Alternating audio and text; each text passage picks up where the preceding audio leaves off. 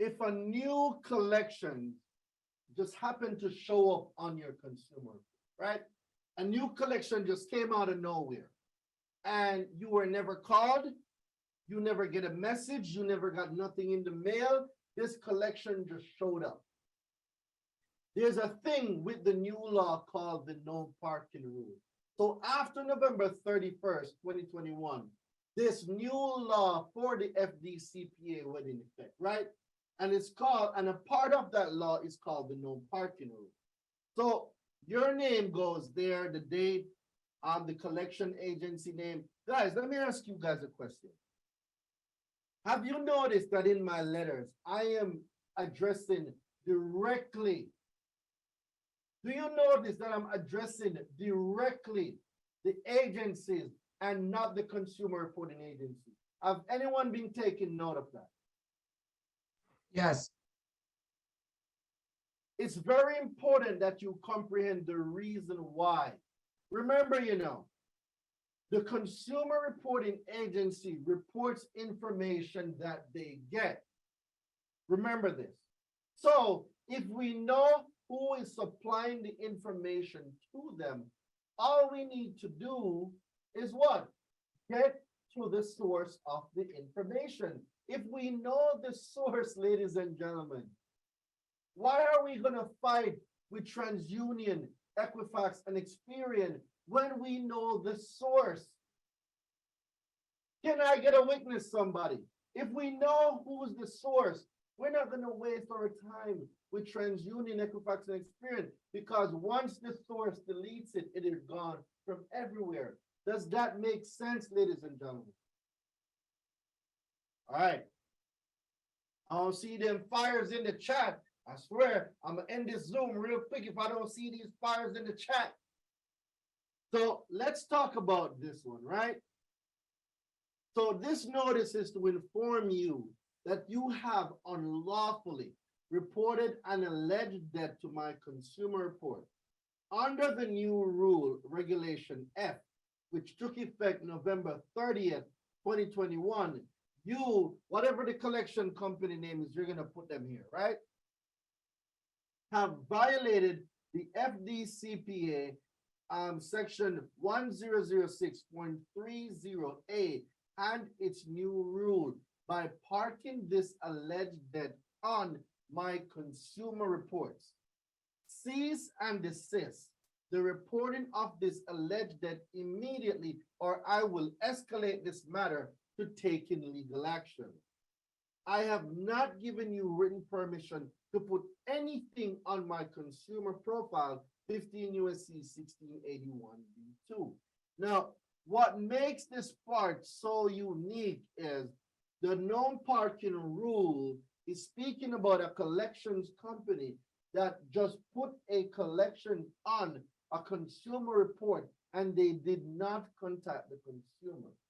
Furthermore, we're also invoking the cease and desist, which stops any and all collection activities, right? Now, with that, they can only respond in one of three ways, and we will talk about that in a minute. You have no permissible purpose by law to contact third parties with my private or personal information. Your offenses amount to aggravated identity theft, first on 18 USC 1028A. You have knowingly transferred, possessed, or used without lawful authority a means of identification of me, which is a felony punishable with up to 2 years of imprisonment in addition to civil liability. I am a litigious consumer. I will not hesitate to take legal action. So you want to put that collection company's name there. 15 USC 1692 CC. Cease in communication. If a consumer notifies a debt collector in writing that the consumer refuses to pay a debt, or that the consumer wishes the debt collector to cease further communication with the consumer, the debt collector shall not communicate further with that consumer with such debt. I refuse to pay this alleged debt. Cease and desist all collections activity regarding this alleged debt and promptly delete it from all consumer reporting agencies that you have reported this inaccurate, incomplete, erroneous, and misleading information to at once. The reporting of such inaccurate information has caused severe damage to my character, my reputation, my general mode of living, my ability to obtain credit for personal and household use. You and your inaccurate reporting have damaged my livelihood. 15 USC 1681 S2, responsibilities of furnishers of information to consumer reporting agency. See, a duty of furnisher of information to provide what? Accurate information. Prohibition, reported information with actual knowledge of errors. See, a person shall not furnish any information relating to a consumer, to any consumer reporting agency, if the person knows or has reasonable cause to believe that the information is inaccurate. Duty, a moral or legal obligation, a responsibility. Accurate, correct in all values, exact, right? Prohibition, a law or regulation forbidding something. So 15 USC 1681 S2 says you, whatever the collection company name is, are a furnisher of information to a consumer reporting agency. You are prohibited by law to furnish inaccurate information. 15 USC 1681 S2 A1A. 15 USC 1681 S2, I speaks about the duty of furnishers of information to provide accurate information and reported information after notice of confirmation of error.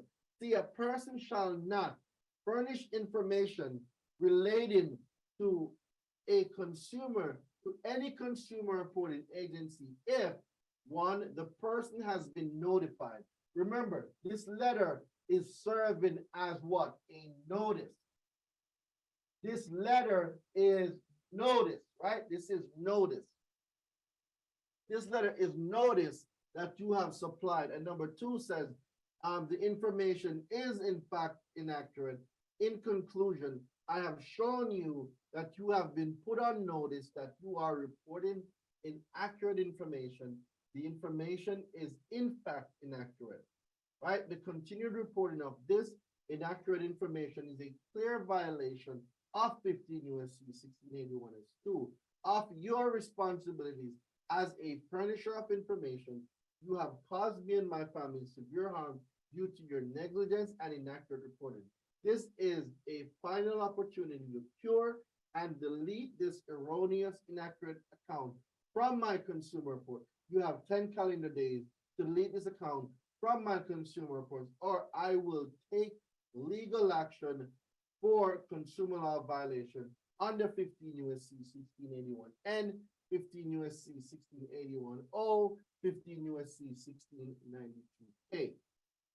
So this is where now I'm just listing some of the damages that I'm going to be getting them for.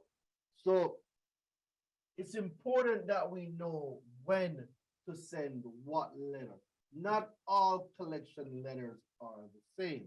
Now, there's a lot of people that have medical collections, right, that are below $500.